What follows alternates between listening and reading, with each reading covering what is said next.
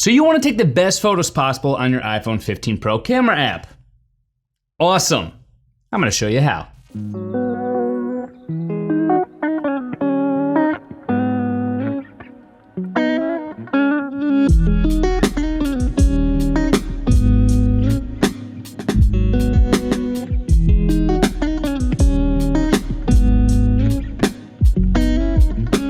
What's up, internet? I'm Brian McDuff, aka BMac, and welcome to another video. So I've been taking professional quality photos on my iPhone for years, and a lot of those photos have made their way across posts on my social media, especially on my Instagram feed. But with each new improved camera system that comes with each new iPhone release, that's gonna come with a few new camera settings that you wanna make sure you're taking advantage of to get the most out of your iPhone photography workflow. So with that having been said, let's get right into it here and tell you what I think are the best settings that you should use for photography on the iPhone 15 Pro and the iPhone 15 Pro Max. First thing you're going to want to do is head on into settings of your iPhone and click on camera to adjust the camera settings we're about to talk about. Head to formats, and here the first thing I'm selecting is high efficiency under camera capture. What this is essentially allowing you to do is maintain just as much, if not more, information in a non-RAW photo capture with a smaller overall file size, because if you pick most compatible here instead, you're going to be capturing your image in a JPEG file format that's likely going to retain less photo information while at the same time actually also ending up being a larger file size. So double whammy there, we want high efficiency instead. Next up, you're going to want to select photo mode under photo capture, and here you're going to want to choose 24 megapixels. And the simplest reason for this is because it's going to allow you to capture photos at additional focal lengths more easily, which we'll show you in just a few seconds here. And then after that, we have ProRAW and resolution control. You're going to want to go ahead and toggle this to on. The reason for this is because if you plan on taking a photo that you know you're going to be editing in post, you're going to want to capture as much data as possible in that photo capture, which is where a RAW photo comes in handy, and why you will want the quick tap option to enable that mode at the top of your camera app. This then begs the question, should I choose ProRAW 12 megapixel or ProRAW Max? I'm going ahead and choosing ProRAW Max here because I found the photos to look less processed and result in more natural captures. Backing out of here, the only options left are for video capture, which we're not worried about in this photography focused video, so you can ignore those for now. And then backing out of here, let's go into the preserve settings submenu. This is where you can basically tell your iPhone which settings to preserve so that they're set to the settings you've put in instead of the default camera settings, so that they're ready to go the next time you open your camera app to capture a photo. For camera mode, I have this turned off because I'd rather the camera just open to the photo capture mode instead of the video capture mode or whatever mode I was using last. For creative controls, depth control, and exposure adjustment, I have all of these turned off because generally I like to use the camera's default settings for all those settings as a starting point. And I like to manually turn on macro mode myself rather than having the camera automatically switch to that mode for me. So I have that macro control setting turned to off, otherwise it'll just switch to on automatically. Night mode I have set to on because I want to have it turn on by default whenever the camera detects that night mode would benefit the lighting of a lower lighting situation. And for portrait mode zoom, I have this turned on because I like to start with the 1x portrait mode rather than the 2x portrait mode. The action mode, Apple ProRes, and spatial video toggles are all for video, so ignore them here. But for ProRAW and resolution control, I have that turned off here so we could actually toggle it on or off with the icon at the top of the camera app to go between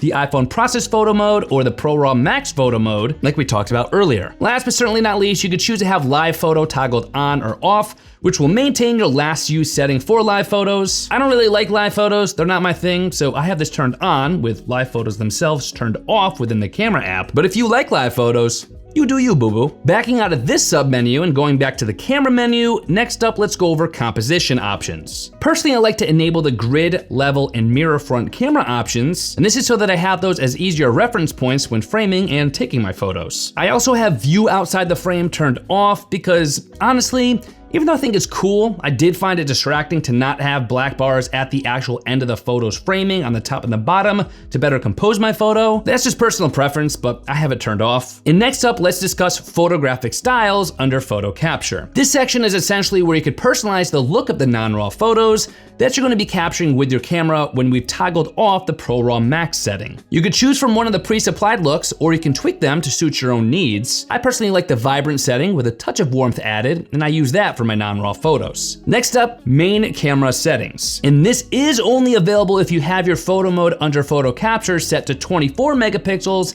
and not 12 megapixels like we talked about and set earlier. It essentially allows you to choose what you want your wide-angle camera lens to default to. If you constantly find yourself cropping in on your wide-angle photos, either by zooming in camera or cropping in post, this is a cool option that could perhaps save you some time and make framing easier, but you could choose to have the default wide-angle option here of being 1x, 1.2x, or 1.5x, which are 24, 28, and 35 millimeter focal length equivalents, respectively. Next up, you're gonna wanna turn on portraits in photo mode. This is a new feature that debuted with the iPhone 15 Pro that allows the camera to capture depth data when in a non-RAW photo taking mode, so that you could apply a portrait mode effect after the fact in post if you didn't capture that photo in portrait mode to begin with. Prioritize faster shooting. I have this set to off just because I'm very rarely, if ever, capturing photos in burst mode. And even if I am, I prefer image quality over a faster burst rate, but that's just me. For lens correction, this is essentially going to correct the lens barrel distortion that you might see, especially on the ultra wide camera. Otherwise, you're probably going to notice a little bit of a fisheye lens effect. And since I don't want to deal with that, I obviously am just gonna have this option turned on. And last, we have macro control. This enables a macro control button to appear in the camera app when the camera detects that you're super close to an object, so that you do have the option of manually switching to the ultra wide lens for macro photography if that's what you wanna do. I like having the ability to make this decision myself to enter macro mode, so I have this toggled on. But before we go running off, I do wanna show you how all these settings are actually used in action.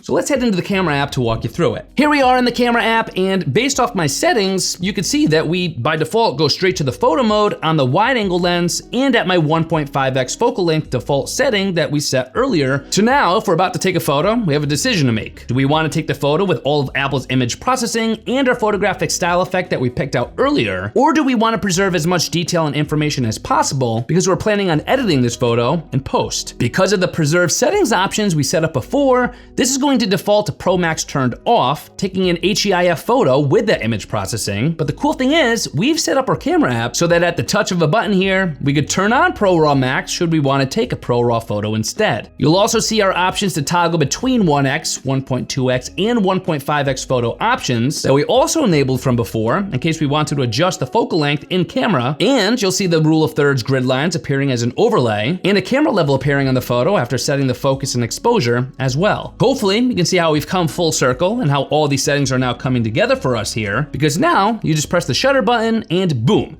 your photo has been captured. And hopefully you're happy with the end result. You'll be well on your way to capturing more professional quality photos on your iPhone 15 Pro and your iPhone 15 Pro Max. And with that having been said, please don't forget to go follow me over there on Instagram to see all the latest photos and videos that I've captured on my iPhone 15 Pro. And as always, if you guys want to see the latest deals, prices, promos, and information for the iPhone 15 Pro and the iPhone 15 Pro Max, you could of course always head to my affiliate links, bmac.link/iPhone 15 Pro or bmac.link/iPhone 15 Pro Max.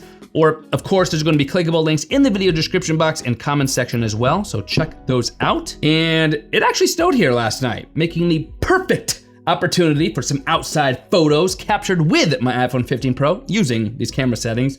I'm gonna go do that. I will see you guys in my next video.